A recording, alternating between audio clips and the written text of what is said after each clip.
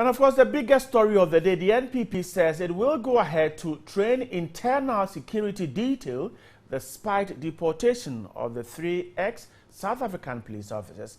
The party's communications director, Nana Akomia, however, declined to disclose the details of the training.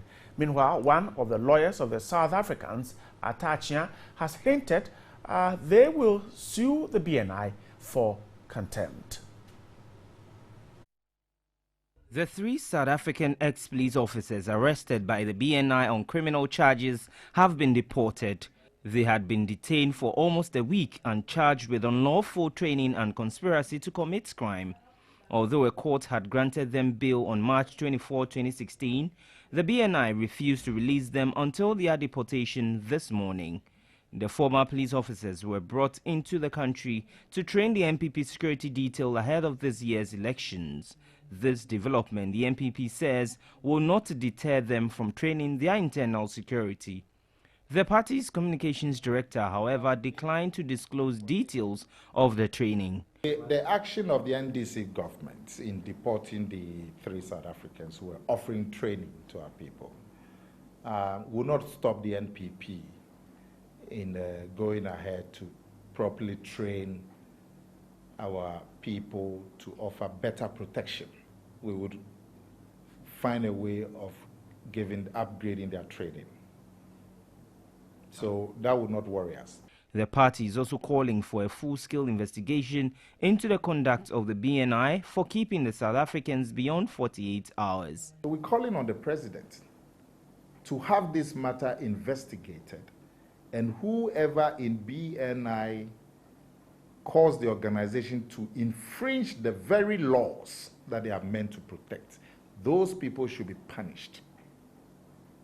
If the president is to show that is committed to constitutional rule and the rule of law. One of the lawyers of the 3 South Africans, Atachia, says they will still sue the BNI for flouting the laws. He further questioned why the state will deport the South Africans if they were a threat to national security. Right, so that was Atachia questioning the state, but the Ghana Immigration Service has an answer to the very question he's asking. Now, they released a statement signed by its Director of Communication. It says that it suggested that the 3 in their written statement gave conflicting report about their mission in Ghana and who invited them. The 3, Ahmed Sheikh Aziz, Denver Naidu, and Lungeseli Jokani, were in the country on the invitation of Magdam Shipping Limited and the Dankwa Institute for purely business meetings in Accra. Now, according to them, they were invited by the NPP to train party functionaries on VIP security drills. The GI's statement noted on the face of the documentation examined, it was clear that the 3 individuals were not sure of who actually invited them. Again, the 3 were arrested in the central region last week, engaging in security activities contrary to what their visas permitted them. They were put before court and granted bail on Thursday. They were, however, deported to South Africa Tuesday morning, whilst the case was still pending in court and matched to the charging of their lawyers.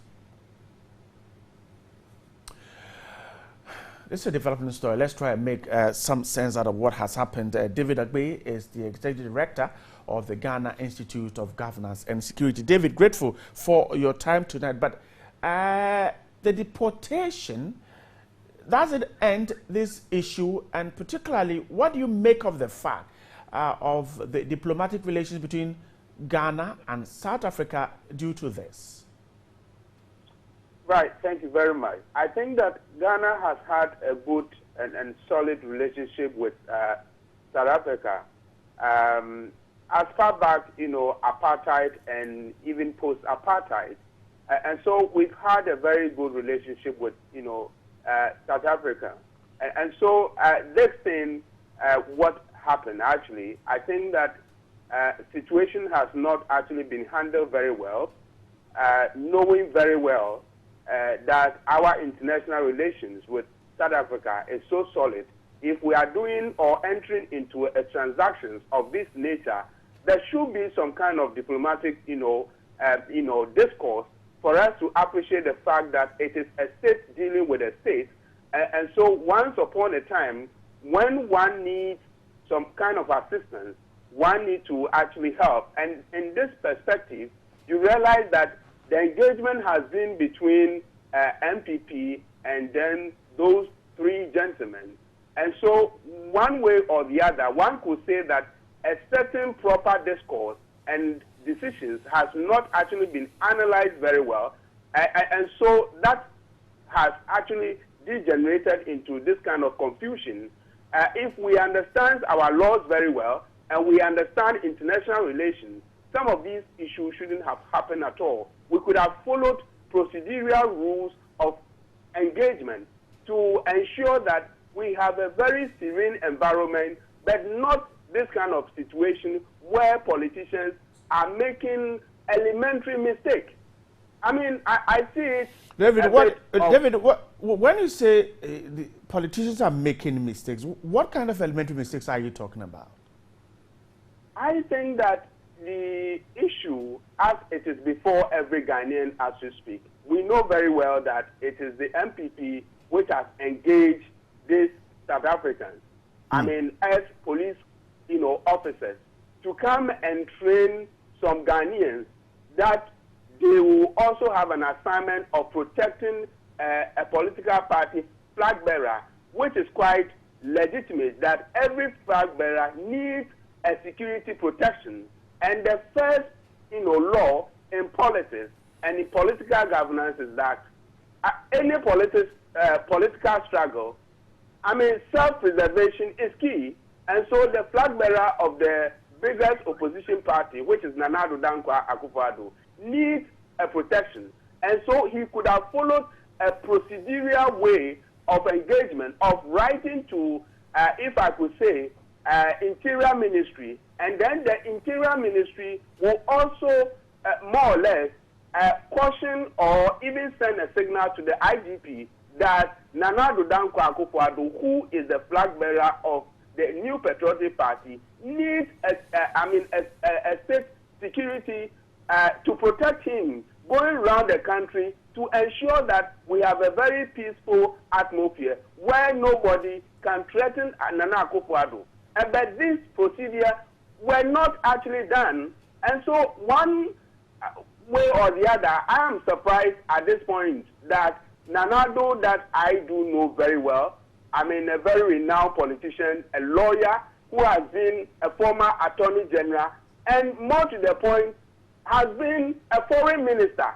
So one would have expected that such a pedigree, such a personality, there could have been a good decision of understanding these, what I would call elementary.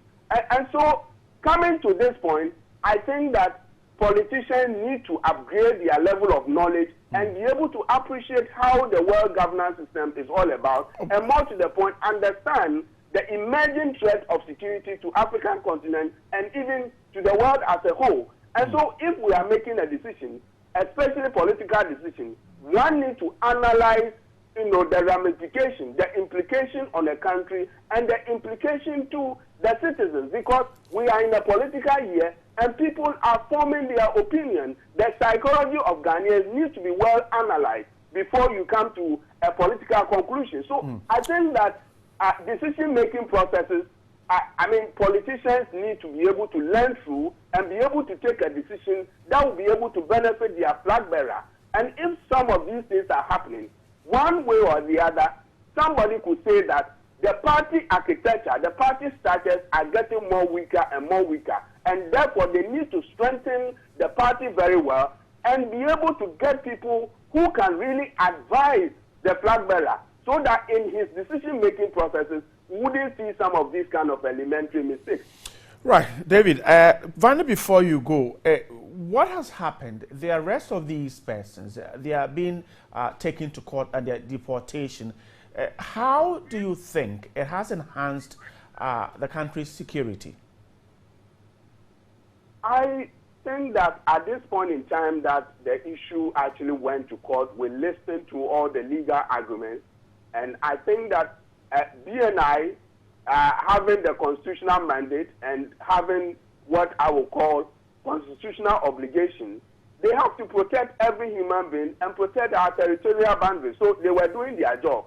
But when the matter proceeded to the court, we expected them to behave very well, respecting the ambience of the court, respecting the rules of law, rather than what I would say they were more of not applying the law, but using maybe, if I could call, machoism. But in court ambience, you need to apply the law, you need to put everything on table and be able to debate your issue very well. If it makes good sense, the judge will say, yes, your argument makes good sense. But if you go to court and the court says that those people need to be bailed because your charges are lesser charges, then one way or the other, after that process, you just park the people in your vehicle and move away with it. I think that we are not in a jungle country, and so we expect that rule of law need to be respected. And so BNI, one way or the other,